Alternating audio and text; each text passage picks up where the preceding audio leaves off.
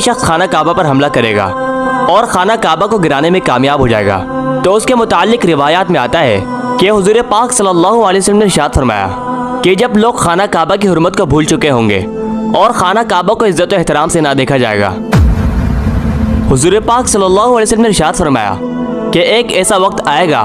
کہ اس گھر کی حرمت کو اس کے رہنے والے ہی پامال کر دیں گے۔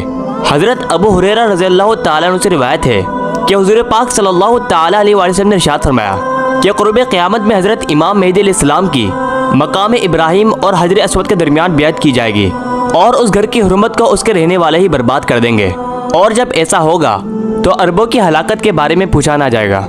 اس کے بعد حبشہ سے ایک لشکر نکلے گا جو خانہ کعبہ کو تباہ و برباد کر دے گا۔ اس تباہی کے بعد اللہ تبارک و تعالیٰ کا یہ مقدس گھر پھر کبھی آباد نہ ہوگا اور یہی لوگ خانہ کعبہ کے خزانوں کو لوٹ لیں گے۔ دوستو، خانہ کعبہ کو گرانے والے شخص کا نام ذو السویقتین ہوگا۔